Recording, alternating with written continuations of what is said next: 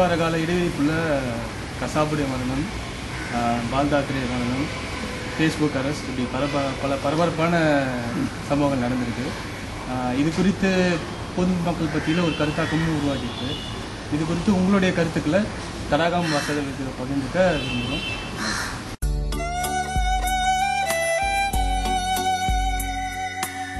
முதல்ல நீங்கள் ஒரு 30 வருஷமாக வந்து மரண தண்டனைக்கு எதிராக குரல் கொடுத்துருக்கீங்கிற முறையில் கசாபுடைய விஷயம் மட்டும் முதல்ல பேசணும்னு நினைக்கிறேன். கசாபுடைய தூக்கில் போட்ட விஷயத்தில் வந்து நிச்சயமாக நான் அதை ஏற்கலை. இது கசாபாக இருந்தாலும் யாராக இருந்தாலும் நம்ம ஏற்கலை, அவ்வளோதான் விஷயம். திரும்ப திரும்ப மரண தண்டனை பற்றி பேசும்போதெல்லாம் அந்த மரண தண்டனை விதிக்கப்பட்ட கைதிகளிலே பண்ண குற்றம் இருக்குல்ல, அந்த குற்றத்தின் தன்மை பற்றி பதிலுக்கு பேச ஆரம்பிச்சிடுறாங்க எல்லாருமே. இப்போ அப்புறம் அதில் வெவ்வேறு விதமான வகையில் பொதுமக்கள் மத்தியில் கருத்து இருக்குது. ஒரு சிலர் வந்து இன்னென்ன குற்றங்களுக்கு தூக்கில் போட்டால் பரவாயில்ல, இந்த குற்றங்களுக்கெல்லாம் தூக்கு போட வேண்டாம், இதுக்கு ஆயுள் தண்டனை கொடுத்தா பரவாயில்ல, அப்புறம் இவ்வளவு கொடூரமான குற்றத்துக்கு தூக்கில் போடாமல் எப்படி இருக்கிறது அப்படின்னு அந்த குற்றத்தின் தன்மையை பொறுத்து வெவ்வேறு விதமான கருத்துக்கள்லாம் வருது. ஆனால் மரண தண்டனை எதிர்க்கக்கூடியவருடைய கருத்து அப்படின்னு பார்த்தோம்னா அடிப்படையில் ஆதாரமாக அது குற்றத்தின் தன்மை அடிப்படையிலேருந்து வர கருத்து அல்ல. குற்றத்துக்கு பற்றி நம்ம சொல்லக்கூடிய விஷயமே, நம்ம கொலை குற்றத்தை பற்றி நம்ம சொல்லக்கூடியது, ஒரு மனிதன் உயிரை எடுப்பதற்கு இன்னொரு மனிதனுக்கு எந்த உரிமையும் கிடையாது. அதான் அடிப்படையில் கொலை தவறு அப்படின்னு நம்ம சொல்வதற்கான அடிப்படை, கொலை என்பதே தவறு என்று சொல்வதற்கான அடிப்படையே ஒரு மனிதன் உயிரை எடுக்க இன்னொரு மனிதனுக்கு எந்த உரிமையும் அதிகாரமும் கிடையாது அப்படிங்கிறதான். அப்போ இதுதான் கொலை குற்றத்துக்கான அடிப்படைங்கிற போது, இதே அடிப்படையில் ஒரு மனிதன் உயிரை எடுப்பதற்கு பல மனிதர்களின் தொகுப்பான அரசாங்கத்துக்கு உரிமை கிடையாது. அரசுன்னு ஒன்று தனியாக மனிதர்களுக்கு வெளியில் இல்லை. அரசு என்பது மனிதர்களுடைய தொகுப்பு தான், மனிதர்கள் உருவாக்கி கொண்ட ஒரு அமைப்பு தான். அதனால் அரசாங்கம் ஒரு மனிதன் உயிர் எடுத்தாலும் அதுவும் கொலை தான். ஆர்கனைஸ்டு கிரைமை ஸ்டேட் நடத்த. ஆமாம், அதனால் இது வந்து கொலை செய்வதற்கான உரிமை எந்த மனிதனுக்கும் இல்லை அப்படின்னு தான் நம்ம பார்க்குறோம். அதனால தான் இப்போ அரசாங்கம் தூக்கு தண்டனை நிறைவேற்றக்கூடாது, மரண தண்டனை கூடாது அப்படின்னு அந்த அடிப்படையில் தான் சொல்லுவோம். கசாப் விஷயத்தை பொறுத்த மட்டும் இது சில சட்ட வழிமுறைகள் வேறு பின்பற்றப்படாமல் இருக்கிற ஒரு சிக்கல் வேறு சுட்டி காட்டப்பட்டிருக்கிறார். முக்கியமாக வந்து குடியரசுத் தலைவர் வந்து கருணை மனுவை நிராகரித்த பிறகு அதற்கு எதிராகவும் உச்சநீதிமன்றத்தில் முறையீடு செய்வதற்கான ஒரு சட்ட உரிமை ஒரு குற்றம் சாட்டப்பட்ட கைதிக்கு இருக்குது. அந்த உரிமை இருக்குன்னு கசாபுக்கு தெரிவிக்கவும் இல்லை, கசாப் அந்த உரிமையை பயன்படுத்தவும் இல்லை. ஆனால் இதை மறைத்து வந்து அவசரமாக தூக்கில் போட்டதுங்கிறது இருக்குல்ல, அது கசாபுடைய ஒரு தூக்கு தண்டனை கைதியுடைய உரிமையையும் மீறுவதாக இருக்குது. இது ஒரு சர்வதேச அளவில் இந்தியாவுக்கு சிக்கல் ஏற்படுத்தக்கூடிய விஷயங்கள்ல ஒன்று. இது தொடர்பாக அந்த 2 முக்கியமான விமர்சனங்களில் ஆர்டிஐ ஆக்ட் படி குடியரசுத் தலைவர் வந்து ஏன் வந்து நிராகரித்தார் அப்படிங்கிற விளக்கத்தை கொடுக்கல அப்படின்னு ஒரு கேள்வி வருது. அது வந்து கான்ஸ்டிடியூஷன் படி 74 படி அது கொடுக்கணும்னு அவசியம் இல்லை அப்படிங்கிற ஒரு கருத்தாக்கமும் கவர்மெண்ட் சைட்லேருந்து கொடுத்துருக்காங்க. இல்லை, ஆர்டிஐ பொறுத்த மட்டும் தகவல் அறியும் உரிமை சட்டத்தில் பல துறைகளில் வந்து தகவல் தர வேண்டிய அவசியம் இல்லைன்னு ஏற்கனவே விதிவிலக்கு அதில் கொடுக்கப்பட்டிருக்கு. அந்த விதிவிலக்கு அதிகப்படுத்த தான் அரசாங்கம் எப்போ முடிவு பண்ணுது. அதாவது எந்தெந்த துறையெல்லாம் நீங்கள் தகவல் கேட்க முடியாது அப்படின்னு அந்த பட்டியலை அதிகரிக்க முடியுமா முயற்சி பண்ணிகிட்டே இருக்காங்க. அதில் குடியரசுத் தலைவர் ஒன்று. குடியரசுத் தலைவர் தொடர்பான விஷயங்கள்லையும் ஒரு கட்டத்துக்கு மேலே நீங்கள் தகவல் கேட்க முடியாது அப்படின்னு மறுக்கக்கூடிய ஒரு வசதி அரசாங்கம் செஞ்சு வச்சுக்கிட்டு இருக்கு. கருணை மனுவை வந்து நிராகரிப்பதற்கு வந்து குடியரசுத் தலைவருக்கு அதிகாரம் இருக்குது. அது எந்த மனுவை ஏற்கவும் நிராகரிக்கவும் என்ன காரணம் என்பதை தெரிவிக்க வேண்டிய அவசியம் இருக்குது. அது அண்டர் டிஸ்கிரிஷனரி பவர், நான் இது செஞ்சேன் அப்படின்னு சொன்ன போதாது. அது என்ன காரணத்தில் அந்த முடிவுக்கு நான் வந்தேன் அப்படிங்கிறதே சொல்லணும். நல்சார் யூனிவர்சிட்டியோட ஸ்ரீதர் வந்து இது வந்து ஒரு கான்ஸ்டியூஷனல் இம்ப்ராப்பரேட்டரி அண்ட் அட்மினிஸ்ட்ரேட்டிவ் ராங்குன்னு நீங்கள் சொன்ன காரணங்கள் சொல்லியிருக்காரு. இதில் இன்னொரு கேள்வி என்னென்னா, இது வந்து இந்த மாதிரி ஒரு முக்கியமான இன்டர்நேஷ்னல் விவகாரம் சார்ந்த விஷயத்தில் கேபினட் கூடி இது ஏன் விவாதிக்கப்படலை, அது போன்ற கேள்விகளும் சேர்ந்து வருது. இல்லை, பொதுவாக வந்து குடியரசுத் தலைவர் கருணை மனு போகும்போது கருணை மனுவில் அவர் வந்து அரசாங்கத்தின் கருத்து என்னன்னு கேட்குறாரு. அரசாங்கம் வந்து தன் கருத்தை அவருக்கு தெரிவிக்கணும் போது இது வந்து பிரைம் மினிஸ்டர் அண்ட் கேபினெட் இங்கே சேர்ந்தது தான் குடியரசுத் தலைவர் ஆலோசனை செய்யக்கூடிய அமைப்பு. அப்போ அந்த அமைப்பு வந்து பதில் சொல்லும்போது அதுக்குள்ளே இதுக்கு பொறுப்பாக இருக்கக்கூடியது உள்துறை அமைச்சகம். ஸோ உள்துறை அமைச்சர் இதுதான் கருத்துங்கிறத ஒரு நோட் போட்டு அதை வந்து கேபினெட்டில் வச்சு அதை பிரைம் மினிஸ்டர் பார்வைக்கு வச்சு இவங்க எல்லாம் சேர்ந்து தான் இந்த தகவலை குடியரசுத் தலைவருக்கு அனுப்பணும். அதுதான் முறையானது. ஆனால் அவங்க அப்படித்தான் அனுப்பணும்னு எங்கேயும் விதி இல்லை. அதுதான் சிக்கல். என்ன குடியரசுத் தலைவர் அரசாங்கத்தின் கருத்தை கேட்க வேண்டும் இருக்கு. அரசாங்கம் என்பது உள்துறை அமைச்சர் அரசாங்கம் தான். இந்த அமைச்சகம் முழுமையாக தன் கருத்தை தெரிவிக்க வேண்டும்ங்கிற மாதிரி குறிப்பிட்ட விதி என்கிற மாதிரி எதுவும் இல்லை. அதை தான் கான்ஸ்டியூஷன் விரோதமானதுன்னு சொல்றதா தெரியுமா? அல்ல, அது இப்போ இருக்கிற நடைமுறைகளில் கேபினெட்ல இருந்து தான் அது வரணும் அப்படிங்கிறதுக்கு விதி இல்லை. அது மோரிய கன்வென்ஷன் ஆங்கிலத்தில் சொல்லுவாங்க. அது மரபே ஒழிய விதி அல்ல. மரபுபடி பார்த்தா கூட இன்னொரு கேள்வி வருது. குடியரசுத் தலைவருடைய கருணை மனு பரிசீலனையில் இதுக்கு முன்னாடி 9 கேசஸ் இருக்குது. அதுக்கு பதிலாக இதை ப்ரையாரிட்டைஸ் பண்ண வேண்டிய நிர்பந்தம் என்ன? அரசியல் காரணங்கள் ஏதாவது? அது இன்னொரு விஷயம், நம்ம தனியாக விவாதிக்க வேண்டிய விஷயம். அது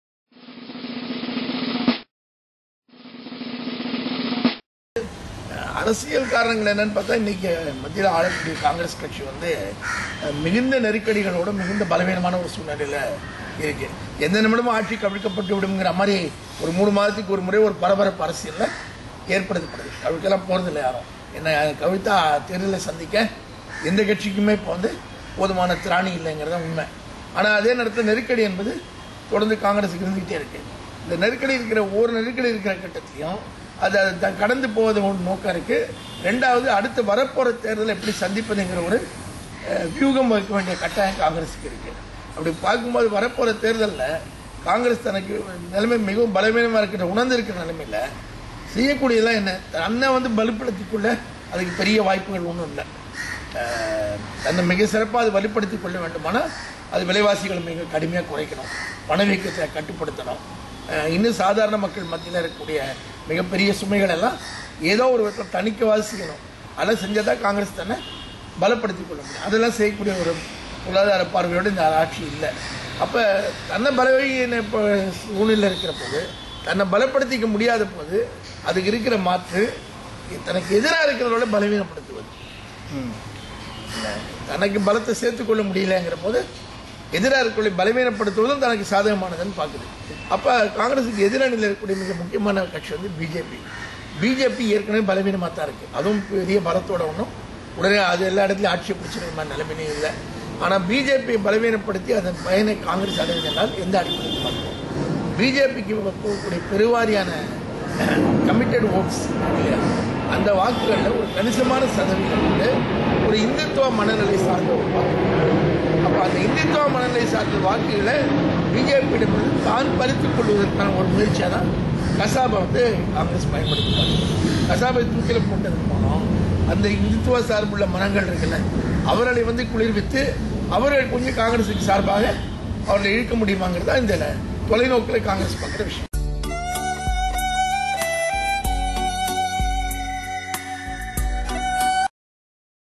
கசாப் எக்ஸிக்யூட்டட், குரு நெக்ஸ்ட் அப்படின்னு ஒரு வாசகத்தை முன் வச்சு தொடர்ந்து ஒரு நாள் ஃபுல்லாக டைம்ஸ் பரவிட்டு இருந்தது. இப்போ காங்கிரஸ் ஒரு விஷயத்த செஞ்சு முன்னுதாரணமாக ஆக்கிடுச்சு. இப்போ ஒருவேளை பிஜேபி அடுத்த ஆட்சிக்கு வந்தால் அவங்க நிச்சயமாக குருவுக்கு அதே விஷயம் ஃபாலோ பண்ணுவாங்கங்கிறதுல நம்ம எதிர்பார்க்கலாம். அந்த விஷயத்த காங்கிரஸ் விட்டு கொடுக்காம குருவையும் தூக்கிலிடுறதுக்கான வாய்ப்புகள் அதிகமாக இருக்குதா? இல்லை, நான் அப்படி பார்க்கல. என்ன கேட்டால், காங்கிரஸ் இப்போவே அப்சல் குருவை சேர்த்து தூக்கில் போட்டுருக்கலாமே, ரெண்டையும் ஒன்றாவே செஞ்சுருக்கலாமே. கசாபை போடுறதும் அப்சல் குருவை போடுறதும் ஒன்று அடுத்தடுத்து ஒரு வாரம் இடைவெளிக்குள்ளே பண்ணி முடிச்சுட்ருக்கலாம். சேம்னா ஒன்றாவே செஞ்சுருக்கலாம். அது காங்கிரஸுக்கு இந்துத்துவ ஓட்டுகள் மத்தியில் மிகப்பெரிய சாதகத்தை, பொது புத்தி அதுக்கு சார்பாக இருக்குது, அது சாதகத்தை பயன்படுத்திருக்கலாம். அது பண்ணாது. என்ன காரணம்னா, அப்சல் குரு விஷயத்தில் மிகப்பெரிய சர்ச்சை இருக்குது. அப்சல் குருவை தூக்கில் போடுற விஷயத்தை அந்த விஷயம் வழக்கு தொடர்பாகவே அந்த சர்ச்சையில் யார் மிகவும் உடனடியாக அதிருப்தி அடையக்கூடியவர்கள்னா, பெருவாரியான இஸ்லாமியர்களுடைய வாக்குகள் காங்கிரஸுக்கு அதிருப்தி வாக்காக மாறிடும். ஆனாலும் அப்சல் குரு மீது காங்கிரஸ் கை வைக்கல. ஆனால் கசாபை தூக்கில் போடுவதை இஸ்லாமிய அமைப்புகள் உட்பட, இஸ்லாமியர்கள் உட்பட யாரையும் எதிர்க்க போறதில்லை. அதாவது மரண தண்டனை வேண்டாம்னு அவங்க ஒன்றும் கருத்தில் இருக்கிறவங்க இல்லை. அவங்க மத்தியில் கசாப் மாதிரியான ஒரு ஆளை தூக்கில் போட்ட தப்பில்லை அப்படிங்கிற ஒரு பார்வை தான் இஸ்லாமிய பொது புத்திக்குள்ளேயும் இருக்குன்னு பார்க்கலாம். ஆனால் அப்சல் குரு விஷயத்தில் அப்படி இல்லை. இப்போ காங்கிரஸ் தனக்கு தொடர்ந்து இருக்கக்கூடிய முஸ்லீம் ஆதரவு ஓட்டுக்களை இழக்கவும் விரும்பலை, அதே நேரத்தில் இந்துத்துவ ஓட்டுக்களை அடையவும் விரும்பலை. அதுக்கு அது அப்சல் குருவை தூக்கில் போடாமல் வைத்திருப்பதும் கசாபை தூக்கில் போடுவதும் தான் அதுக்கு சாதகமானது. இதனால மூணாவதாக இன்னொருத்தர பட்டியல் இருக்கு. ராஜீவ்காந்தி கொலை வழக்கில் தண்டனை விதிக்கப்பட்ட கைதிகள் இருக்காங்கல்ல, அவங்களும் நீண்ட காலமாக அடுத்தடுத்த கட்டங்களில் போய் தூக்கு எதிர்பார்த்து கொண்டு போய் காத்திருக்கக்கூடிய சூழ்நிலை இருக்காங்க. ஏன் வந்து அவங்கள தூக்கில் போட இப்போ காங்கிரஸ் செய்யலை அப்படின்னு பார்த்தா ரொம்ப தெளிவாக தெரியும். காங்கிரஸுக்கு தமிழ்நாட்டில் வந்து மிகப்பெரிய அதிருப்தி அது ஏற்படுத்தும். ராஜீவ் கொலையாளிகளை தூக்கில் போட்டாங்கன்னா காங்கிரஸ் வந்து தமிழ்நாட்டில் இப்போ ஏதோ அதிமுக திமுகன்னு மாறி மாறி ஏதோ ஒரு திராவிட கட்சியோட கூட்டணி சேருகிற வாய்ப்பு காங்கிரஸுக்கு இருந்துகிட்டு இருக்குல்ல, அந்த வாய்ப்பே அது ஒரு 100 வருஷத்துக்கு இழந்துடும். கசாப் விஷயத்தில் கான்ஸ்டிடியூஷனல் மீறப்பட்ட விஷயங்களை தொடர்பாக உச்சநீதிமன்றம் இது தொடர்பாக எதிர்கொள்ளுது. இல்லை, உச்சநீதிமன்றத்தானால இந்த கேள்வி கேட்கிற வாய்ப்பு இல்லை. சுவமோட்டோவா எல்லா விஷயங்கள்லையும் கேட்பாங்கன்னு அவசியம். ரெண்டாவது, இதில் வந்து அரசியல் சார்ந்த தன்மை இதில் இருக்குது. அந்த மாதிரி விஷயங்களை சுப்ரீம் கோர்ட் வந்து தானாக சுவமோட்டோ எதையும் செய்யாது. நீதிமன்றங்களை பொறுத்த மட்டும், குறிப்பாக நீதித்துறையை பொறுத்த மட்டும், அதுலேயும் இந்தியாவில் உயர் நீதித்துறை ஹைகோர்ட்டுக்கு மேலே உச்சநீதிமன்றத்தை பொறுத்த மட்டும் பொதுவாக வந்து அவ்வப்போது ஒரு லிபரல் பாயிண்ட் ஆஃப் வியூன்னு சொல்லிக்கிறோம் இல்லையா, அந்த மனப்பான்மையோடு செயல்படக்கூடிய வாய்ப்புகள் எப்பவுமே வெவ்வேறு காலகட்டத்தில் இருந்திருக்கு. அங்கேயும் ரொம்ப பிற்போக்கான பார்வையோட கருத்துக்களோட தீர்ப்புகள் வழங்கக்கூடிய நீதிபதிகளும் வேறு காலகட்டத்தில் இருந்திருக்கிறாங்க. ஆனால் பொதுவாக மிக அரசியலில் இருக்கக்கூடிய லிபரலிஸ்ட்டை விட அதிகமாக நீதித்துறையில் பல லிபரல் ஜட்ஜஸை காலங்காலமாக நம்ம பார்த்துட்டு வந்திருக்கோம். கிருஷ்ணய்யர், பகவதி, இந்த மாதிரி வேறு காலகட்டங்களில் இப்போ சில விஷயங்களில் வந்து எல்லா விஷயங்களும் இல்லை, கட்ஜூர் சில விஷயங்கள் அவரே பிற்போக்கான கருத்துக்களையும் சொல்லியிருக்கிறாரு. ஆனால் வெவ்வேறு காலகட்டத்தில் இப்படி ஒரு லிபரல் பாயிண்ட் ஆஃப் வியூ நீதிமன்றத்தில் உயர் நீதிமன்றத்துக்குள்ளே பார்க்க முடியும். அது ஏதோ ஒரு விதத்தில் மாறக்கூடிய சமூகத்தை அவங்க பிரதிபலிக்க முயற்சி பண்ணுறாங்க அப்படிங்கிற மாதிரி சில நேரங்களில் பார்க்க முடியும். ஆனால் அரசாங்கம், ஆட்சி, ஆளுங்கட்சி அப்படிங்கிறது இருக்குல்ல, அது வந்து பொதுவாக வந்து சம்பிரதாயமான பழமையான வாதங்கள் இருக்குல்ல, கருத்துக்கள் இருக்குல்ல, அதுலேருந்து ரொம்ப விலகின ஒரு மனநிலைகள்லாம் இல்லை. ஏன்னா அது பெருவாரியான சமூகத்தில் மக்கள் மனநிலை பழமைவாதத்தோடு இருக்கிற போது அதோடு ஒட்டி தான் தானே இயங்குவது அரசியலுடைய வழக்கமாக இருக்குது. இல்லை, அதாவது அந்த மக்கள் பொது புத்தி அப்படின்னு நம்ம சொல்கிறோம் இல்லைங்களா, அதாவது தேசப்பற்றுக்கு எதிரான எந்த விஷயங்களையும் அனுமதிக்க முடியாது. இல்லைனா வந்து குழந்தைகளை தொடர்பான பாலியல் வன்முறைகள், பெண்கள் தொடர்பான வன்முறைகளில் தூக்கு தண்டனை வந்து இருக்கணும் அப்படிங்கிற ஒரு கருத்தாக இருக்குது. மக்களுடைய பொது புத்தி தொடர்பாக வர வேண்டிய மாற்றங்கள் என்னென்ன, அதை வரவிடாமல் தடுக்கக்கூடிய மீடியா உட்பட பல சக்திகள் எப்படி இயங்கிட்டு? இல்லை, மக்களுடைய பொது புத்தி என்பது வந்து பல விஷயங்களால கட்டமைக்கப்படுது, ஒரு அம்சத்தினால கட்டமைக்கப்படலை. அது பல காரணிகள் இருக்குது மக்கள் பொது புத்தி உருவாகுது. உதாரணமாக மரபான விஷயங்கள்னு பார்த்தோம்னா ஜாதி, மதம் எல்லாமே மக்களுடைய பொது புத்தியை நிர்ணயிக்கிற அம்சங்களில் அது ஒன்று. இது எங்கள் ஜாதி வழக்கம், இது எங்கள் மத வழக்கம் அப்படின்னு காலங்காலமாக பின்பற்றி எங்கள் தாத்தா காலத்துலேருந்து பின்பற்றி இருக்கிறது, அதை எப்படி நான் வந்து விட்டுற முடியும் அப்படிங்கிற மாதிரி அது பொது புத்தியை சில நேரங்களில் தீர்மானிக்கிறது. வேறு பல நேரங்களில் வந்து மக்கள் மத்தியில் அவங்க அன்றாட வாழ்க்கையை இடையூறு செய்வதற்கில்ல, எதெல்லாம் தினசரி வாழ்க்கையை ரொம்ப இடையூறாக செய்யக்கூடிய விஷயங்களில் அவங்க பொது புத்தி ஒரு மாதிரி இருக்கும். பிறகு தினசரி வாழ்க்கை இடையூறு செய்யாத விஷயங்களில் பொது புத்தி வேறு விதமாக செயல்படும். என்ன அன்றாட வாழ்க்கையை பிறகு அவர்களுக்கு என்ன மாதிரியான தகவல்கள் அவர்கள்ட்ட போய் மீண்டும் மீண்டும் தரப்படுகிறானுங்கிறது இருக்குல்ல, அது மீடியா மூலமாக அதை பொறுத்து பொது புத்தி உருவாக்கப்படும். அதாவது செலக்டிவாக தான் அவங்களுக்கு இன்ஃபர்மேஷன் போகுது, அது செலக்டிவாக தான் மக்கள் மத்தியில் முன்வைக்கப்படுது. அப்புறம் சில விஷயங்கள் சொல்லப்பட்டாலும் திரும்ப திரும்ப வலியுறுத்தப்படுவதில்லை, ஆனால் சில விஷயங்கள் திரும்ப திரும்ப வலியுறுத்தப்படுகின்றன என்ன மீடியா மூலமாக. இதெல்லாம் சேர்ந்து தான் ஒரு பொது புத்தியை உருவாக்கிக்கிட்டே இருக்கு. அப்போ இதை இந்த தொகுப்பாக தான் மக்களுடைய பொது புத்தி என்பது இருக்கு. அந்த மக்களுடைய உணர்வு, இப்போது குருவுடைய விவகாரம் எடுத்துக்கிட்டால் கூட போதுமான ரொம்ப வலுவான ஆதாரங்கள் இல்லை என்றாலும் தேச மனசாட்சிக்கு உட்பட்டு இந்த தண்டனை கொடுக்கறதா நீதிமன்றம் சொல்லியிருந்தது. அப்போது வந்து சட்டத்திற்கு அப்பாற்பட்டு மக்கள் உணர்வு, தேச உணர்வுங்கிறத நீதிமன்றங்கள் எடுக்கலாமா? இல்லை, அது நீதிமன்றம் அதை எடுக்க வேண்டிய அவசியமே கிடையாது. ஒரு நீதிமன்றத்துக்கு அது வேலையே இல்லை. ஒரு நீதிமன்றத்துடைய வேலை வந்து இந்த நாட்டில் சட்டம் வைக்கப்பட்டிருக்கு, அந்த சட்டத்தின் கீழ் சில சாட்சியங்கள் தரப்பட வேண்டியிருக்கு, அந்த சாட்சியங்கள் அடிப்படையில் தான் தீர்ப்பு சொல்ல வேண்டியிருக்கு. அந்த அடிப்படையில் மட்டும்தான் நீதிமன்றம் தீர்மானிக்க முடியும். அதுக்கு மேலே போகிறதுங்கிறது வந்து ரொம்ப ஆபத்தானது. அது வந்து நீதிபதியுடைய தன்னுடைய விருப்பு வெறுப்புகளை அதனுக்குள்ளே கொண்டு வரத்துக்கு சமமானது, அது ஆபத்தானது, தவறானது. இங்கே ஜீன் கருவிகளில் கூட நீங்கள் சொல்லியிருந்தீங்க, அமெரிக்காலேயே கூட தூக்கு தண்டனைகள் அதிகமாக கொடுக்கப்படுறது பார்த்தா யாருக்குன்னு பார்த்தா கருப்பின மக்களை சார்ந்தவங்களாக இருக்குது. இந்தியாவில் பார்த்தீங்கன்னா ஏழைகள் அதிகமாக இருக்குங்கிற ஒரு இது இருக்குது. குஜராத் கலவரம் தொடர்பான வழக்கில் கூட அந்த சம்மந்தப்பட்ட எம்எல்ஏக்கு வந்து ஆயுள் தண்டனை தான் கொடுத்துருக்காங்க. நம்ம தூக்கு தண்டனையை கொடுக்கணும்னு சொல்லலை. அந்த ஒரு நிலைப்பாடு வந்து ஏன் வந்து எல்லா இதுலேயும் இருக்க மாட்டேங்குது? உலகம் வந்து வர்க்கங்களாக தான் பிரிஞ்சிருக்குங்கிறது உண்மைதானே? அது நீதித்துறையிலும் இருக்குன்னு இல்லை. ஆமாம், நம்முடைய சமுதாயமே வந்து வர்க்க அடிப்படையில் பிரிஞ்சிருக்கிற போது அது சமுதாயத்துடைய எல்லா மட்டங்களையும் பிரதிபலிக்கும்ல. ஒரு நீங்கள் தெருவில் இறங்கின உடனே இந்த சமூகம் எப்படி பிரிஞ்சிருக்குங்கிறது ரொம்ப தெளிவாக நீங்கள் புரிஞ்சுக்கலாம். அதில் ஒரு வீட்டுக்குள்ளே நுழைஞ்ச உடனே இது எந்த வர்க்கத்துடைய வீடுங்கிறது நீங்கள் புரிஞ்சுக்கலாம்.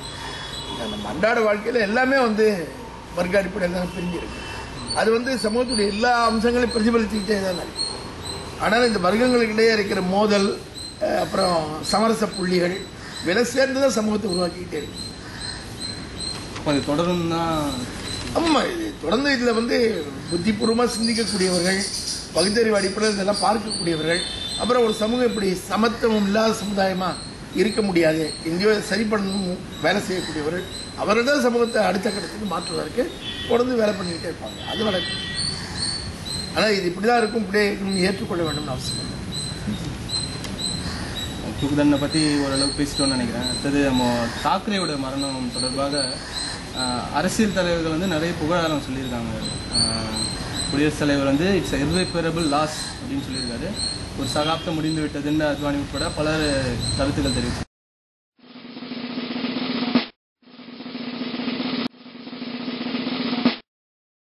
மதவாத சக்திகளை பயன்படுத்தி மண்ணின் மைந்தன் கொள்கையை நிலைநிறுத்தி மக்களை பிரிக்கிற செயல்களை செய்தவருக்கு அரசு மரியாதை கொடுத்ததுங்கிறது சரியா?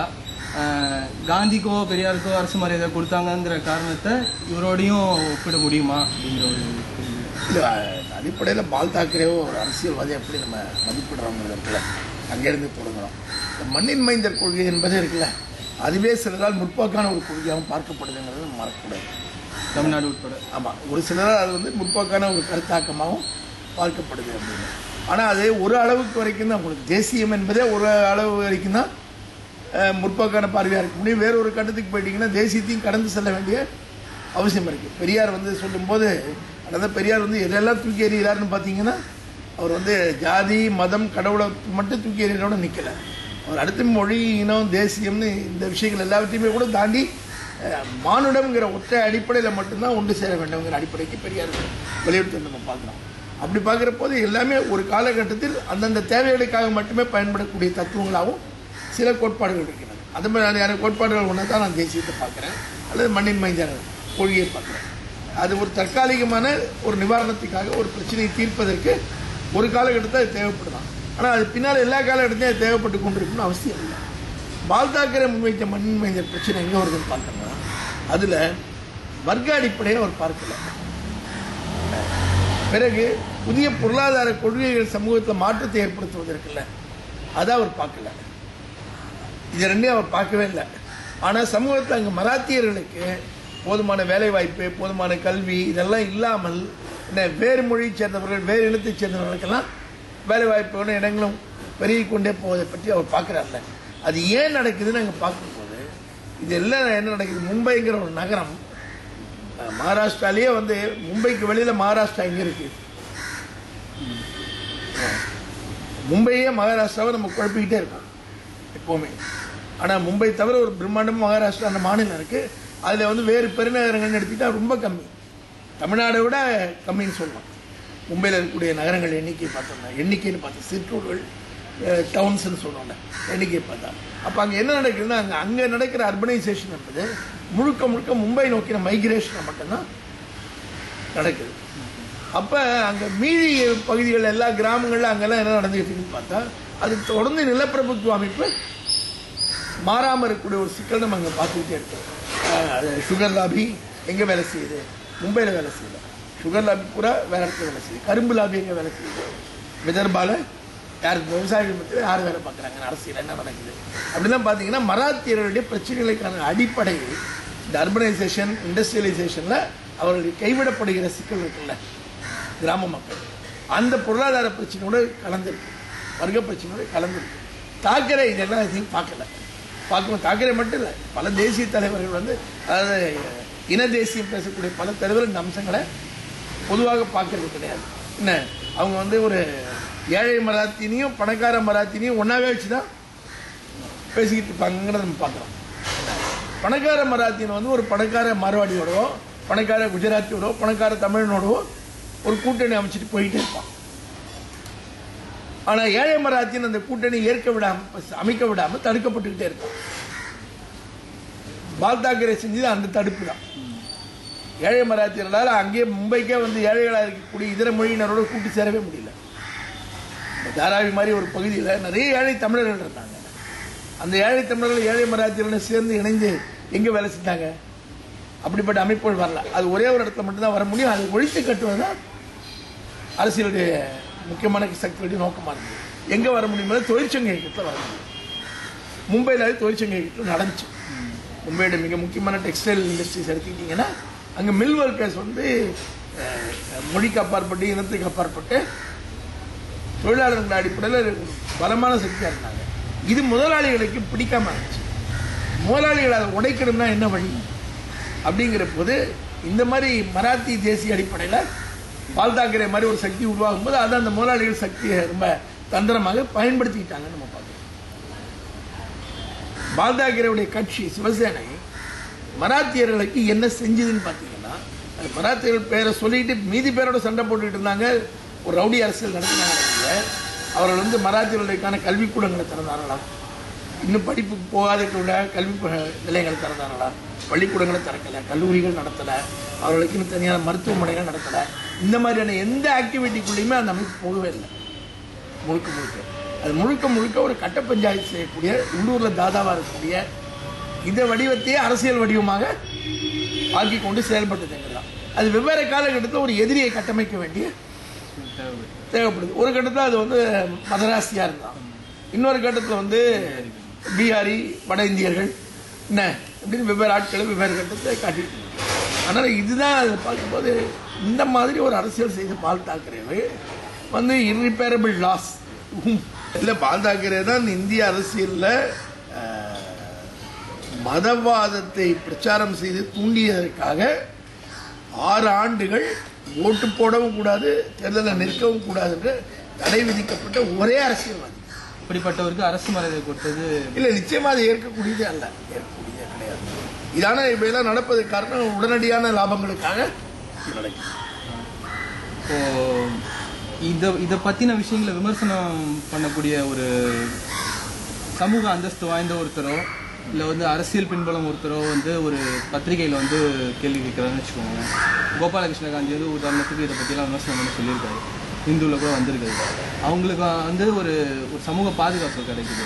ஆனால் இதே ஒரு விஷயத்த வந்து ஒரு சாதாரணமான ஒரு மக்கள் வந்து ஃபேஸ்புக்லேயோ வந்து இது சாதாரண கருத்தை தெரிவித்தா கூட அது ஒரு அரஸ்ட்டை நோக்கி போகுது. இல்லை, இது வந்து யார் செய்கிறாங்கன்னு சேர்ந்து பார்க்கலாம். கோபாலகிருஷ்ண காந்தி மட்டும் இல்லை, நேற்று சில சேனல்ஸையும் நான் பார்த்தேன், இப்போ ஆங்கில செய்தி சேனல்ஸில். அதில் ராஜீவ் சர்தேசாய் மாதிரி ஆட்கள்லாம் வந்து ரொம்ப கடுமையான சண்டையே வந்து சிவசேனா பிரமுகர்களோட அதில் போட்டாங்க. விவாதங்களில் மிக கடுமையான உரையாடலே ராஜ்தீப்பும் கோஸ்வாமி அவங்க 2 பேருமே வந்து சிவசேனை பிரதிநிதிகளோடு மிக கடுமையான வாதங்களெல்லாம் ஈடுபட்டாங்க சேனல்ஸில். அவர்களுக்கு எதிராக சிவசேனையால் ஒரு வன்முறையில் அவிழ்த்து விட முடியாது. என்ன காரணம்னா, உங்களுக்கு இந்த மாதிரியான ரவுடி அரசியல் செய்யக்கூடிய எந்த அமைப்புமே இப்பவுமே யாரை போய் அடிக்குன்னு பார்த்தீங்கன்னா, தன்னை தானே காப்பாற்றி கொள்ள முடியாத பலவீனமான பின்பலம் இல்லாத சாதாரண மனிதர்கள் இருக்காங்கல்ல, அதில் அந்த மாதிரியான எந்த விதமான நெக்ஸஸும் இல்லாதவங்க, பொலிட்டிக்கல் பவரோட அதை மணி பவரோட ஒரு உறவு இல்லாதவங்க இருக்காங்கல்ல, அந்த மாதிரி ஆட்கள் தான் குறி வச்சு அடிப்பாங்க. ஓகே, பார்த்தீங்கன்னா அவங்களோட தாக்கிறது தான் அவங்க வேலையாகவே இருக்கு. இந்த 2 பெண்கள் ஃபேஸ்புக்கில் கமெண்ட்டுக்கு ரொம்ப சாதாரணமான கமெண்ட், அது அந்த கமெண்ட்டை பார்த்தாக்கிற பேர் கூட இல்லை. என்ன, 2வது அந்த கமெண்ட் வந்து ஒரு அநாகரிகமான சொல் கூட அதை பயன்படுத்தப்படலை. என்ன, அது கண்ணியமாக தான் சொல்லப்பட்டிருக்கு. ஆனால் இவங்க அன்றைக்கி காலையிலே ஒன்று என்ன பண்ணுறாங்கன்னு பாருங்க, உங்களுக்கு இருக்கிற பலம் என்னன்னு பார்க்கணும். அதான் நம்ம முக்கியம். அந்த ஃபேஸ்புக்கில் கமெண்ட் வந்த உடனே அந்த கமெண்ட் போட்ட ஆளோட ஃபோன் நம்பரை அவங்களால கண்டுபிடிக்க முடியுது. என்ன, அப்போ ஐபி அட்ரஸ் எடுத்து என்ன ஆள் யாருன்னு கண்டுபிடிச்சு ஃபோன் 1.5 மணி நேரத்துக்குள்ளே ஃபோன் பண்ணி நீ எப்படி இப்படி போடலான்னு மிரட்டுறாங்க. ஃபோன் தொடர்பே இல்லாத அவங்க மாமாவோட கிளினிக்கும். ஆமாம், இல்லை உங்களுக்கு 1.5 மணி நேரத்தில் இவங்களை கூப்பிட்டு ஃபோனில் மிரட்ட முடியுது. மிரட்டிட்டு அதுக்கப்புறம் அவங்க இல்லை நான் மன்னிப்பு கேட்குறேன் நான் எடுத்துடுறேன் அதுன்னு சொன்னதுக்கு பிறகு என்ன போலீஸை போய் அனுப்பி கைது செய்ய வைக்க முடியும். இதுதான் இதே அவர்களால் ஒரு ராஜீவ் சர்தேசாய்க்கு எதிராகவோ அர்ணப் கோஸ்வாமிக்கு எதிராகவோ செய்ய முடியாது. இதில் இன்னொரு விஷயம் இது ஏன் பெண்களுக்கு எதிராக முதல்ல அட்டாக் பண்ணுறாங்க? இல்லை அது சிவசேனை மாதிரியான அமைப்புகள் எப்போதுமே நீங்கள் பார்த்தீங்கன்னா ஒரு தன்மையாக அது ஒரு ஆணாதிக்க பறவை உள்ள அமைப்பாக தான் அது வடிவமைக்கப்பட்டது. அதை தன் ரவுடித்தனத்தையே தான் அது ஆண்மைன்னு பார்க்குது, மாஸ்குலினிட்டியாக பார்க்குதுங்கிறது தான் அடிப்படை சிக்கல். பெண்களுடைய வேலை என்ன? சமைப்பது, என்ன குழந்தை பெற்று தருவது, அந்த குழந்தைகளை சரியாக வளர்ப்பது, என்ன இதுதான் பெண்ணோட ரோல். இது ஒழுங்காக செய்கிற பெண்ணை கடவுளாக கொண்டாடுவோம். இந்த மரபான மனநிலை இருக்குல்ல அதுதான் இவர் பின்பற்றக்கூடிய.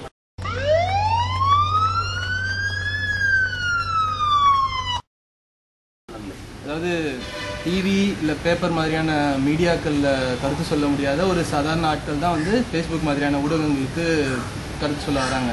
அவர்களை சாதாரண கருத்துக்களை கூட முடக்கிறதுங்கிறது தன்னுடைய இயக்கங்களுக்கும் சித்தாந்தங்கள் எதிரான விஷயங்களை வெளியில் வரக்கூடாதுங்கிறதுக்கான ஒரு சிம்பாலிக் அரெஸ்டாக இதை பார்க்கலாம். இல்லை இதில் இந்த ரொம்ப சிக்கல் என்னன்னா பெரிய திட்டமிட்டு அமைப்பு சார்பா அதனால் இவர்கள் எல்லாம் ஒடுக்கணும் அப்படின்னு எல்லாம் இல்லை. இந்த மாதிரி அமைப்புகளில் வேலை செய்கிற ஆட்கள் இருக்காங்க பாருங்க, அவர்களுக்கு மேலிடம் நீ இதை செய்யணும்னு சொல்ல வேண்டிய அவசியமே இல்லை. என்ன அங்கங்கே அவங்கவுங்களே இது மாதிரி இயங்குற மாதிரியான ஆட்கள் அவங்க உருவாக்கப்படுறாங்க. இந்த மாதிரியான இயக்கங்களில் கட்டமைக்கப்படுற தொண்டர்களே எப்படிப்பட்டவர்களாக உருவாக்கப்படுறாங்கன்னா தலைவரை சொல்லி தான் அவங்க போய் அடிக்கணும்னு இல்லை. என்ன இந்த விஷயம் தலைவருக்கு பிடிக்காது, இந்த விஷயம் தலைவருக்கு எதிரானது அப்படின்னு இவர்களே தீர்மானித்து இவர்களே அடிக்கலாம். அந்த மாதிரி ஆட்கள் தான் உருவாக்கப்படுறாங்க. அதுதான் நடக்குது.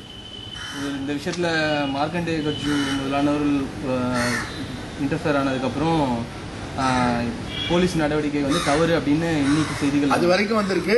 ஆனால் அந்த நடவடிக்கை எடுத்த போலீஸார் மேலே ஏன் நடவடிக்கை எடுத்தாங்க, அவர்கள் மேலே ஒரு விசாரணை, அவர்களுக்கு சிவசேனைக்கு இருக்கிற தொடர்பு இருக்குல்ல அதுதான் எனக்கு முக்கியமாக இருக்குது. ஏன்னா சிவசேனைக்கு சேர்ந்தவங்க போய் இவங்களை ஃபேஸ்புக் லாங்குவேஜில் சொன்னாங்கன்னா அவங்க இவங்களை போய் போக் பண்ணதுக்கு அப்புறம் தான் இவங்க ஆக்டிவாக இருக்காங்க. என்ன போலீஸ் தானாக போய் ஆக்டிவாக ஆகல, சிவசேனை போய் போக் பண்ணுது அவங்க. அப்போ இவங்களை உசிப்பு விட்டது யார்? அந்த உசிப்பிட்ட ஆட்கள் யார்? அப்போ சிவசேனை சித்தாந்தத்தை ஏற்கக்கூடிய மனநிலை உள்ள அதிகாரிகள் போலீஸில் இருக்காங்களா? எங்கெல்லாம் அந்த மாதிரி அதிகாரிகள் இருக்காங்க? இதெல்லாம் தான் நம்ம கவலைக்குரிய விஷயம். ID cyber crime act 66A அப்படிங்கிறது ஒரு சின்மை விவகாரம், அது தொடர்ந்து இன்னொரு விவகாரத்தையும் கார்த்திக் சிதம்பரம் அது தொடர்ந்து இதை சேலஞ்ச் பண்ணி ப்ரொஃபஸர் ராமார்க்ஸ் வழக்கு போட்டிருக்காங்க. அது சம்மந்தப்பட்ட துறைகளுக்கு விளக்கம் கேட்டு அமைச்சிருக்காங்க.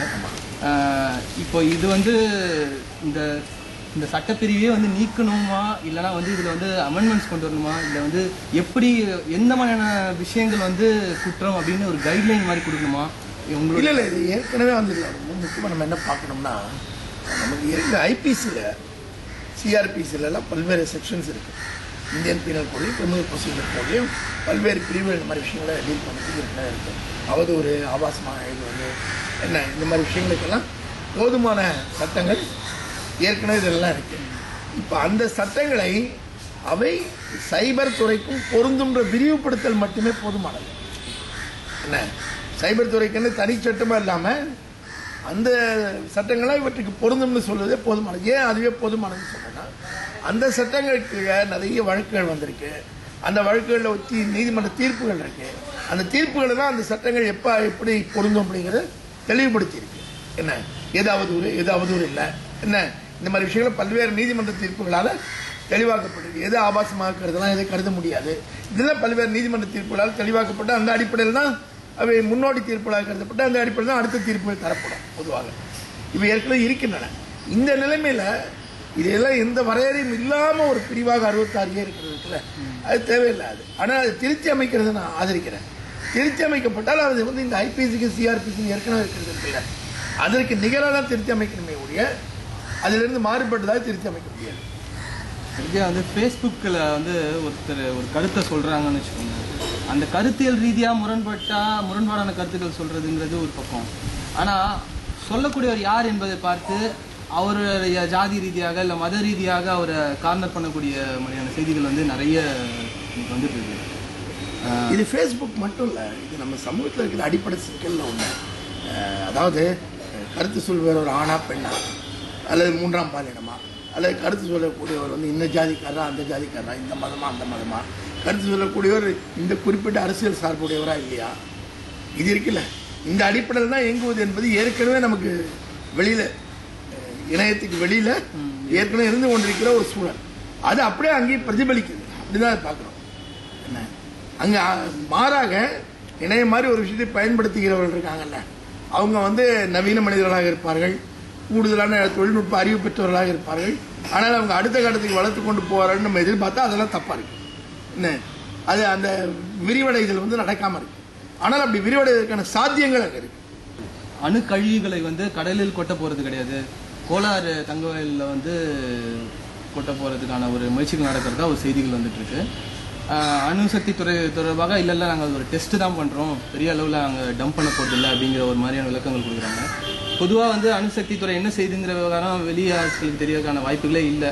அப்படி இருக்கிறப்போ ஆனால் இதில் பாசிட்டிவாக பார்க்கக்கூடிய ஒரு விஷயம் அணு எதிர்ப்பாளர் என்னென்னா, கர்நாடக மாநிலத்தில் இது ஒரு அரசியல் அதிர்வை ஏற்படுத்தி ஒரு விழிப்புணர்வை கொண்டு வந்திருக்குங்கிற மாதிரி பார்க்க வேண்டியதாக இருக்குது. உங்களுடைய கருத்து?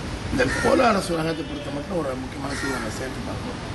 ஏற்கனவே வந்து நீலகிரியில் வந்து நியூட்ரினோ லேபு கொண்டு வரதுக்கு ஒரு திட்டம் இருந்தது. அப்துல் கலாம் சப்போர்ட் பண்ணி அது நீலகிரி மலை பகுதியில் அங்கே ஒரு நியூட்ரினோ லேப், அது கடுமையாக சுற்றுச்சூழல் எதிர்ப்பு வந்தது. பிறகு அந்த லேபை வந்து அங்கேருந்து மாற்றி இப்போ தேனி பக்கத்தில் என்ன அது அங்கே நிறுவனத்துக்கு ஏற்பாடு நடந்துருக்கு. இந்த விவாதங்கள்லாம் நடந்த போதே வேற விஷயம் சுட்டி காட்டப்பட்டது. என்னென்னா, இருக்கிற மலையை குறைஞ்சி அதுக்குள்ளே போய் இப்படி ஒரு லேப் உருவாக்குறதுக்கு ஏற்கனவே இருந்து பாழடைஞ்சு வீணாக போய் இனி பயன்படுத்தப்படலன்னு ஒதுக்கின சுரங்கங்கள் இருக்குல்ல, அவற்றை பயன்படுத்தாங்கிற போது கோலாறு சுரங்கம் அப்போது பரிந்துரைக்கப்பட்டவங்க. கோலாறு சுரங்கத்துக்குள்ளே ஏற்கனவே இப்படி ஒரு லேப் ஒரு கட்டத்தில் ஒரு சின்ன அளவில் சோதனையாக பண்ணியிருக்காங்க. என்ன ஆனால் மீண்டும் கோலாறுக்கு போகாமல் ஏங்க இது பண்ணுறீங்கன்னா அப்போ அந்த டிஸ்கஷனில் அது வருது. அப்போ அப்படி இல்லை, தேனியில் இடம்னு ஒரு புது இடத்துல குறைஞ்சி அங்கே தான் செய்கிறதுன்னு தேனியை முடிவு பண்ணிட்டாங்க. அதுவும் சிக்கல் இருக்குது. ஆனால் அந்த இடம் தான் முடிவாகிருக்கு. அடுத்து அதுக்காக நியூட்ரினோ லேப் விஷயம் இல்லைன்னு ஆனதுக்கு பிறகு கோலாறு அணுக்கழிவு பயன்படுத்தாலும் யாரும் ரொம்ப புத்திசாலித்தனமாக அங்கே யோசிச்சிருக்காங்க. இதெல்லாம் அடுத்தடுத்து நடக்கிற நிகழ்வுகளை நம்ம சேர்த்து பார்க்கணும். திடீர்னு ஏன் கோலாரை யோசித்தாங்க அப்படிங்கிறது இருக்குல்ல, கோலாறு இந்த கான்டெக்ட்லேருந்து தான் வந்தது. இப்போ இன்னொரு விஷயம் என்ன பார்க்கணும்னா, எனக்கு வந்து கோலாரில் இந்த மாதிரி போய் அணுக்கழிவு புதைக்கிறது, மக்கள் எதிர்ப்பது, அங்கே ஆர்ப்பாட்டம் நடப்பது, அங்கே பரவலாக கர்நாடகத்தில் சர்வகட்சி எதிர்ப்பு, அரசியல் அல்லாத எதிர்ப்பு எல்லாம் வருவது இருக்குல்ல, அதெல்லாம் எனக்கு மகிழ்ச்சி, உடன்பாடாக இருந்துச்சு. அது எந்த சந்தேகமும் கிடையாது. ஏன்னா இதன் விளைவாக தான் அணுக்கழிவை பற்றின ஒரு விழிப்புணர்ச்சியை நம்ம பரவலாக சொல்ல முடியுது, இந்த பிரச்சனை என்னன்னு சொல்ல முடியுது. ஆனால் எனக்கு இன்னும் அதை விட கூடுதல் கவலையாக இருக்கிற விஷயம் என்னன்னு பார்த்தா, இங்கே தமிழ்நாட்டில் அதுக்கு நம்ம ஒன்றும் செய்யாமல் இருந்து கொண்டிருக்கிறோம் என்றதான். ஏற்கனவே கல்பாக்கம் வந்து 1983-84 இயங்கிட்டு இருக்கு. அங்கே வந்து பல அணு உலைகள் ஏற்பட்டு அதிநவீன ஈநுலை கூட இப்போ உண்மையில் ஒன்று அங்கே திறக்க போகிறாங்க. எல்லாம் இவ்வளோ வந்துருச்சு. கல்பாக்கத்தின் அணுக்கழிவுகள் பூரா எங்கே போய்கிட்டு இருக்கு. ஏற்கனவே ஊடகங்களும் இன்னும் திறக்கலை. நான் திறக்கிறதே எப்போ நடக்கும்ன்றது தெரியாமல் இருக்கு. ஏற்கனவே இயங்கிக்கிட்டு இருக்குல்ல இந்தியாவில். அந்த அணு உலை கழிவுகளை எங்கே கொண்டு போகிறீங்க, எங்கே வைக்கிறீங்கன்ற கழிவு இருக்குல்ல, அதுதான் நான் ரொம்ப முக்கியமாக பார்க்குறேன். ஏன்னா அது ஏற்கனவே இருக்கிற கழிவு. நம்ம கூடங்குளத்தில் இன்னும் இல்லாத உற்பத்தி ஆகாத கழிவை கொண்டு போகிறத பற்றி பேசிகிட்டு இருக்கோம். ஆனால் ஏற்கனவே கல்பாக்கத்தை பொறுத்தவரை சென்னைக்கு மிக அருகில் இருக்கு. கல்பாக்கத்தில் வந்து 4 அணு உலைகள் இருக்கின்றன. அவையுடைய அணுக்கழிவெல்லாம் என்ன பண்ணிக்கிட்டு இருக்காங்க, அதை எங்கே வைக்கிறாங்க அப்படிங்கிற கழிவு வைக்கும்போது நமக்கு ஏற்கனவே இதை பற்றி வெளிவந்திருக்கக்கூடிய பல்வேறு தகவல்கள் எப்படி பார்த்தோம்னா, அவையெல்லாம் கல்பாக்கத்தில் தான் வச்சுட்டு இருக்காங்க. கல்பாக்கத்தில் ஒரு மிகப்பெரிய அணுக்கழிவு டம்ப் ஒன்று உருவாக்கக்கூடிய அதுக்கான ஏற்பாடுகளும் நடந்துகிட்டு இருக்குன்னு செய்திகள் வந்தது. பக்கத்துலேயே அணு குண்டுகள் தயாரிப்புக்கான ரிசர்ச் சென்டர்ஸும் இல்லை, அங்கே தான் அணு ஆயுதங்களும் தயாரிக்கிறாங்க. என்ன அந்த இடத்துல தான் அணுக்கழிவு வந்து உங்களுக்கு குண்டாக இருந்தாலும் சரி, மின்சாரமாக இருந்தாலும் சரி, அணுக்கழிவுங்கிறது ஒன்று இருந்தே தீரும். அதுக்கான டம்ப் கல்பாக்கத்தில் இருக்குங்கிற பட்சத்தில் இது வந்து கோலாரை விட ஒரு ஆபத்தான விஷயம். என்ன சென்னை நகரம் வந்து மிக அண்மையில் இருக்கு. இவ்வளோ பெரிய பெருநகரம் பக்கத்தில் இருக்கு. ஒரு மிகப்பெரிய ஹெரிட்டேஜ் சைட்னு சொல்லக்கூடிய நம்முடைய பண்பாட்டுடைய ஒரு மிக முக்கியமான சின்னம் மகாபலிபுரம், அது ரொம்ப பக்கத்தில் இருக்கு.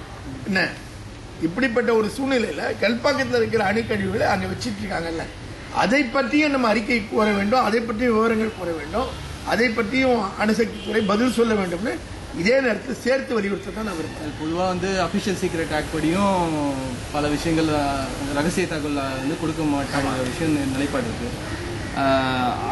அஃபிஷியல் சீக்ரெட்ஸ் ஆக்டே வந்து அதில் வந்து ரீகன்சிடரேஷன் பண்ணக்கூடிய விஷயங்கள் ஏதாவது இருக்கா? இப்போது நிச்சயமாக இருக்குது. ஹைதராபாத் ப்ராசஸிங் ஃபெசிலிட்டியிலேருந்து கல்பாக்கத்துக்கோ கூடங்குளத்துக்கோ அல்லது தூத்துக்குடி ஹெவி வாட்டர் பிளான்ட்லேருந்து வடக்கையோ பஸ் இது லாரிஸ் போய் வந்துக்கிட்டு இருக்குன்னு சொன்னால் இந்த ஆபத்தான பொருட்கள்லாம் தூக்கிட்டு இந்த வண்டிகளை போய் வந்துக்கிட்டு சொன்னால் எந்த வழியில் போய் வந்துக்கிட்டு இருக்கு, எந்த சாலையில் போய் வந்துக்கிட்டு இருக்கு, நாளைக்கு ஒரு விபத்து நடந்தால் என்ன நடக்கும் அப்படிங்கிற ஒரு மிகப்பெரிய கேள்வி இருக்குல்ல. இதை ஒன்றும் ரகசியமாக காப்பாற்றி என்ன செய்ய முடியும்? இதில் பெரிய பிரச்சனையே நமக்கு என்னன்னு பார்த்தோம்னா பெரும்பாலான நேரம் அரசாங்கங்கள்லாம் ரகசியங்கள்னு சொல்லக்கூடிய விஷயம் இருக்குல்ல, அதெல்லாம் பொதுமக்களுக்கு தான் ரகசியமாக வைக்கப்படுது. அரசாங்கத்துக்கு எதிராக தீவிரவாதிகள் வேலை பார்க்குறாங்கல்ல, தீவிரவாதிகள் இதெல்லாம் எப்படியா கண்டுபிடிச்சிட்டு அந்த ரகசியங்களை உடச்சிக்கிட்டு உள்ளே போயிடுறாங்க. ஒரு உதாரணமாக நீங்கள் எடுத்துக்கிட்டீங்கன்னா ஒரு சாதாரண மனிதர்கள் வந்து என்ன பார்லிமெண்ட்டுக்குள்ளே அவ்வளோ சுலபத்தில் போயிட முடியாது. ஆனால் தீவிரவாத தாக்குதல் பண்ணுறவங்க பார்லிமெண்ட்டுக்குள்ளே போயிட முடியாது. அரசாங்க சீக்கிரட்டை காப்பாற்றுறத மக்கள்கிட்ட இருந்து காப்பாற்றிக்கிட்டு இருக்கேன் ஒழிய யார்கிட்ட இருந்து காப்பாற்றணுமோ அவங்ககிட்ட காப்பாற்றுற ஒரு தகுதியோ திறமையோ அரசாங்கத்துக்கு இல்லை. ஆனால் யார் வந்து அரசாங்கத்துக்கு எந்த விதமான தீங்கையும் செய்யாதவர்களோ அந்த மக்கள்கிட்ட இருந்து காப்பாற்றிக்கிட்டு. பொதுவாக இந்த மாதிரி குடங்குளம் தொடர்பான விஷயங்களில் கூட அரசுக்கு எதிராக கேள்வி கேட்பவர்கள் வந்து தேசப்பற்றாளர்கள் இல்லை அப்படிங்கிற காரணங்களை சொல்லி வாயடிக்கிற விஷயம் பார்க்கல. அடிப்படையான விஷயம் திரும்ப என்னன்னா தேசப்பற்றுன்னா என்ன அப்படின்னு அதை முதல்ல வரையறுக்கணும். அதன் பிறகுதான் நம்ம யார் தேசப்பற்றாளர் யார் தேசப்பற்றாளர் இல்லைங்கிற வார்த்தைக்குள்ளே போகலாம். தேசப்பற்றுன்னா என்ன? அரசாங்கம் சொல்வது எல்லாவற்றையும் ஏற்றுக்கொள்வது தான் தேசப்பற்றுன்னு சொன்னால் அது தேசப்பற்றே ஆகாது. ஏன்னா அரசாங்கம் என்பதே வெவ்வேறு 5 ஆண்டுகளுக்கு ஒரு முறை எந்த ஆளுங்கட்சி வருகிறதோ அந்த ஆளுங்கட்சி நடத்துவது தான் அரசாங்கம். அப்போ இந்த ஆளுங்கட்சி சொல்வது இந்த 5 வருஷம் கேட்டிங்கன்னா நீங்கள் தேசப்பற்றாளர், அப்போ அடுத்த ஆளுங்கட்சி மாறிடுச்சுன்னா நீங்கள் வந்து அந்த ஆளுங்கட்சி சொல்றதை கேட்டாகணும் அப்படின்னு அர்த்தமா? தேசப்பற்று அப்படி மாறிக்கொண்டே இருக்கக்கூடியதான். தேசப்பற்று என்பது என்ன? தேசம்ங்கிறது என்ன? தேசம்ங்கிறது ஒரு வரைபடம் கிடையாது. அது it's not just a map. தேசம் என்பது அது வாழும் மனிதர்கள் தான். இந்த சிட்டிசன்ஸே இல்லைன்னா ஏது தேசம்? பிரஜைகள் இல்லாமல் தேசத்துக்கு என்ன அர்த்தம் இருக்கு? ஒன்றுமே கிடையாது. அப்போ தேசப்பற்று என்பது இங்கு வாழும் மனிதர்கள் மீது பற்றோடு இருப்பது தான் தேசப்பற்று. அப்போ இந்த மனிதர்களுக்கு என்னெல்லாம் பிரச்சனை இருக்கு, இந்த மனிதர்களுக்கு என்ன தீங்கு ஏற்படுகிறதுன்னு பார்த்து அதை சுட்டி காட்டுகிறவன் தான் உண்மையான தேசப்பற்றாளர். அந்த அடிப்படையில் பார்த்தீங்கன்னா கூடங்குளத்தில் அணு உலை வேண்டாம்னு போராடி கொண்டிருக்கிற அந்த ஆயிரக்கணக்கான பெண்களும் மக்களும் இருக்காங்கல்ல, அவங்க தான் தேசபக்தர்கள். அவர்களை எதிர்க்கிறவர்கள் தான் தேச விரோதிகள். தேசப்பற்று கட்டமைக்கக்கூடிய விஷயங்களாக நம்ம பாட புத்தகங்கள், சமூகம், குடும்பம், மீடியா எல்லாமே இருக்குது. பாட புத்தகங்களில் வந்து குறிப்பாக சிபிஎஸ்சி பாட புத்தகங்களில் தொடர்ந்து ஒரு 2-3 சர்ச்சைகள் வந்துருக்கு. நாடார் சமூகத்தை இழிவுபடுத்தக்கூடிய விஷயமாகட்டும், இல்லை அசைவம் சாப்பிட்றவர்கள்லாம் வந்து பாலியல் ரீதியான கொடுமை செய்வர்கள், வன்முறையாளர்கள்ங்கிற மாதிரியான சர்ச்சைகள் இருக்குது. இந்த சர்ச்சைகளுக்கு பின்னாடி வந்து நூலாய்வாளர்கள் வந்து அது சரியாக அதாவது சமூகத்தினுடைய பார்வையெல்லாம் உணர்ந்து தான் வந்து நூலாய்வாளர்கள் அப்ரூவ் பண்ணுறாங்களா, இல்லை இது திட்டமிட்டே வந்து சமூக கட்டளை? இல்லை, நிறைய இல்லை, வெவ்வேறு அடுக்குகள் இருக்கு, செவரல் லேயர்ஸ் இருக்குது இந்த பிரச்சனையில். அந்த அடுக்குகள் எல்லாத்தையும் பார்க்காம நம்ம ஒதுமைப்படுத்தி பார்க்க முடியும். இப்போ சிபிஎஸ்சி எடுத்துக்கிட்டோம்னா அது ரொம்ப முக்கியமான விஷயம். சிபிஎஸ்சி தன்னுடைய பாடத்திட்டத்தை தான் சொல்லுது. It prescribes the syllabus, a curriculum, அதுதான் சொல்லுது. பாடப்புத்தகத்தை அதுவே உருவாக்கி கொடுக்கல. இதான் பாடப்புத்தக திட்டம், இதான் கரிக்குலம் சொல்லுது. கற்பிக்கப்பட வேண்டிய விஷயங்கள் என்னன்னு சொல்லுது. அதுக்கு பாடம் எழுதுவதற்குல டெக்ஸ்ட் புக் ரைட்டிங் அது வேற ஆட்கள் செய்ய வேண்டியிருக்கு. அது செய்கிறவங்க யாருன்னு பார்ப்போம். என்சிஆர்டி பாடநூல் நிறுவனம் ஏற்கனவே இருக்கிற இந்திய அளவிலான பாடநூல் நிறுவனம். என்சிஆர்டி மட்டும் செய்யலை, அது ரொம்ப முக்கியமான விஷயம். சிபிஎஸ்சி பொறுத்த மட்டும் அதனுடைய சிலபஸ் அண்ட் கரிக்குலத்தை அடிப்படையாக கொண்டு நீங்கள் ஒரு பாடப்புத்தகம் எழுதலாம், நான் ஒரு பாடப்புத்தகம் எழுதலாம், எழுதிட்டு நம்ம இதை பப்ளிஷராக வெளியிடலாம். வெளியிட்டு நம்ம பள்ளிக்கூடங்களுக்கெல்லாம் போய் சிபிஎஸ்சி பள்ளிக்கூடங்களுக்கெல்லாம் போய் அந்த பள்ளிக்கூட நிர்வாகத்துக்கிட்ட நான் இந்த சிலபஸுக்கு ஒரு அருமையான பாடப்புத்தகம் எழுதியிருக்கேன், உங்கள் ஸ்கூலில் நீங்கள் இதை வச்சுக்கோங்க அப்படின்னு நம்ம போய் கேன்வாஸ் பண்ணலாம், மார்க்கெட்டிங் பண்ணலாம். பண்ணிங்கன்னா அந்த பள்ளிக்கூடம் நீங்கள் எழுதின பாடப்புத்தகம் அவங்களுக்கு சரின்னு சொல்லிட்டாங்கன்னா உங்கள் பாடப்புத்தகம் இந்த பள்ளிக்கூடத்தில் வைப்பாங்க. இப்போ இதே வேற ஒரு சிபிஎஸ்சி பள்ளிக்கூடத்தில் என்சிஆர்டியுடைய பாடப்புத்தகம் இருக்கும். ரெண்டும் ஒரே வகுப்புக்கு ஒரே பாடத்திட்டத்தின் கீழ் வெவ்வேறு பாடப்புத்தகங்கள். இது சிபிஎஸ்சியில் இருக்கிற ஒரு சிக்கல். இப்போ இந்த அசைவம் சாப்பிட்றவங்க மோசமான மனிதர் என்ற கருத்து வந்தது இருக்குல்ல, அது வந்து என்சிஆர்டி பாடப்புத்தகம் இல்லை, அது எஸ் சாந்தன் கோன்னு தொடர்ந்து டெக்ஸ்ட் புக் வெளியிடுகிற ஒரு நிறுவனம், அவங்க வெளியிட்ட பாடப்புத்தகம். அவங்க தனியார் ஆட்களை வச்சு எழுதி வெளியிடுறாங்க. அதுதான் அதில் இருக்க சிக்கல்.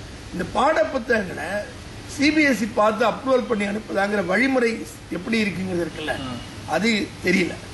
இந்த முடிவெடுக்கிறதெல்லாம் அந்தந்த பள்ளிக்கூட பிரின்சிபல் அண்ட் மேனேஜ்மெண்ட் தான், அவங்க ஸ்கூலில் என்ன புக்ஸை வச்சுக்கலாம் அப்படிங்கிறது என்ன. அதனால தான் என்சிஆர்டி மாதிரி அமைப்பு தொடர்ந்து என்ன சொல்கிறாங்கன்னா, இதை ஸ்ட்ரீம்லைன் பண்ணி ஒரே ஒரு என்சிஆர்டி சொல்கிற புக்ஸ் மட்டும்தான் போகணும் அப்படிங்கிற மாதிரி ஒரு ஆர்குமெண்ட்டை வைக்கிறாங்க. இப்போ என்சிஆர்டி பாட புக்லேயும் பிரச்சனைகள் வருது. ஆனால் அந்த பிரச்சனைகள் ஐடியாலஜிக்கல் பிரச்சனைகளாக வருமே ஒழிய ஃபேக்சுவல் தவறுகள் சம்மந்தப்பட்டதாக கற்பித்தல் முறை எந்த முறை சரியான முறைங்கிற அணுகுமுறை வேறுபாட்டிலேருந்து வரும். இப்போ கார்ட்டூன்களோடு ஒரு புத்தகம் இருக்க வேண்டுமா வேண்டாமா அப்படிங்கிற கேள்வி வருது என்ன.